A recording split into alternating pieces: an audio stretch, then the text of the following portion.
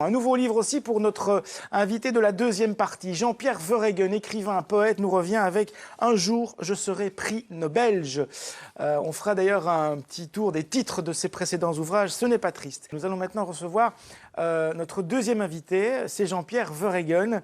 Il est écrivain et poète. Il est né à Gembloux. Il est l'auteur de nombreux ouvrages et de recueils qui ont pour nom, je ne résiste pas à l'envie et au plaisir de vous en citer quelques-uns. Alors, on n'est pas sérieux quand on a 117 ans. Artaud Rimbourg, l'idiot du vieillage, Sodome et grammaire. Et aujourd'hui, un jour, je serai un prix Nobelge. Voici Jean-Pierre Verhegen.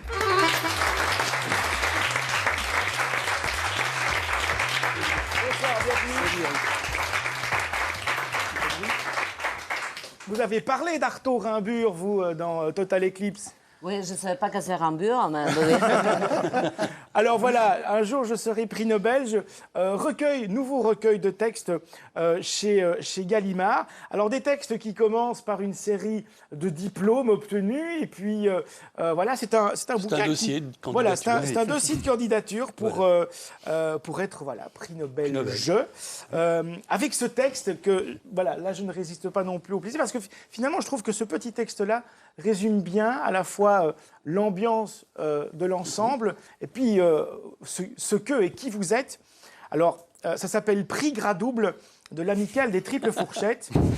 Fier cul de la bouche, brouteur bégueule, prosélyte du quinoa bio, bruncher maniéré, monomaniaque de la carotte râpée, mâcheur lent et tatillon, précieux du cajole palais, addict du burger végétarien chic, terroriste antilipide, petit cureux du walking dînatoire light, néocantineur tokyoïde, obsédé du sang sucre, pignocheur du bout des dents, accro du salade bar maison, fondu de l'écremé total et autres grignoteurs revenus de tout, sachez que l'inconditionnel joufflu que je suis et reste, l'amant, oserais-je, de l'andouille maison et du sauciflard cutéreux souhaite à vos appétits de moineaux un nini-gna-gna et tout le chichita qui vous mine l'estomac bien fait pour votre foie si délicat.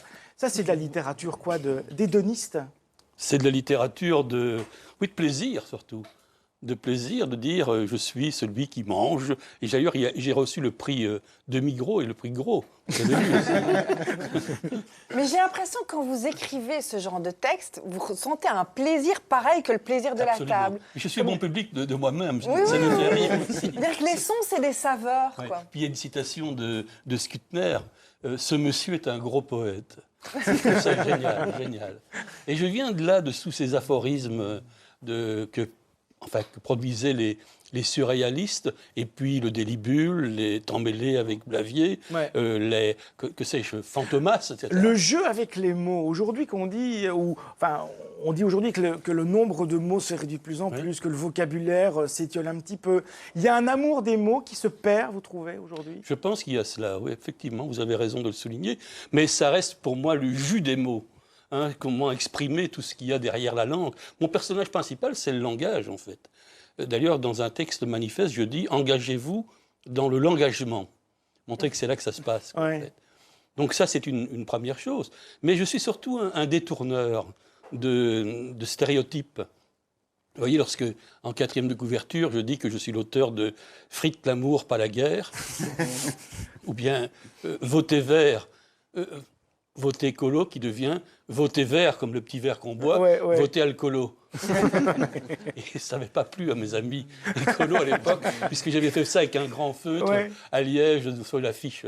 C'est drôle parce que vous parlez de diplôme, c'est comme un dossier en effet voilà, accéder à ce prix suprême.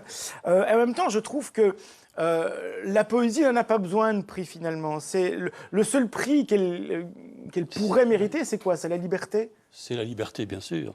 Ça n'empêche que des prix de poétique existent. Oui. Moi, j'ai eu celui des étonnants voyageurs à Saint-Malo. C'était un beau prix. J'ai eu aussi le prix de l'humour noir. Ce sont des prix que je ne renie pas du tout. Mais je voulais aller jusque-là. Je n'avais pas du tout fait ce jeu de mots Nobelge dans les Folies Belgères parues au Seuil en 90. J'avais Belge Cassine, j'avais la Belge au Bois dormant, j'avais même Bruges Bunny, le lapin des Flandres. J'en avais un peu de toutes les sortes, des centaines véritablement. Et là, j'avais même Tahar Belge Geloun et Belge Hachel, celui qui était entarté cette fois. Mais la poésie, c'est une forme forme assez précise. Est-ce que c'est pas une forme qui permet toutes les libertés et qui est finalement aussi assez contraignante? Oui, mais c'est aussi, moi je définis toujours la poésie, enfin j'essaie de la définir, je n'ai pas cette prétention de dire qu'elle est bonne, mais comme quelque chose qui est en deçà du langage habituel, consensuel, social. En deçà, mais dans le sens négatif du terme. Mais en fait c'est génial, c'est un manque génial. Alors 2 exemples, lorsque notre ami André Stas dit « Vache qui rit vendredi, dimanche corrida », tout le monde a compris, il manque quelque chose pourtant. Alors lorsque Skutner dit « l'Autriche, l'homme aussi », On parle de bouffe, on parle de boire, on parle de sexualité. Et on parle de politique aussi dans ce bouquin. Est-ce que la poésie telle que vous la pratiquez est une forme d'anarchie? Si vous voulez, oui, ce serait une bonne définition. Où tout doit entrer dans la poésie. Tout est poésie. La grande poésie est comme cela, a l'air absolument ridicule, un peu comme les lettres d'amour. Voilà, un jour je serai prix Nobel, c'est chez Gallimard. Je vous conseille aussi, il y a une liste d'expressions latines que Jean-Pierre traduit. Voilà. Oui, on peut en donner quelques-unes. Hein. Prodeo. Dieu est un professionnel. Carpe diem. Dieu a péché gros. Il y a pire, parce qu'il s'il y a des jeunes oreilles, il y en a des terribles là-dedans. C'est un bouquin à déguster en tout cas. Hein. Voilà, vous le mettez sur le coin d'un meuble de temps en temps. Vous lisez un texte ou deux, vous lisez quelques aphorismes. Une maison. C'est chez Gallimard, Jean-Pierre Verhegen.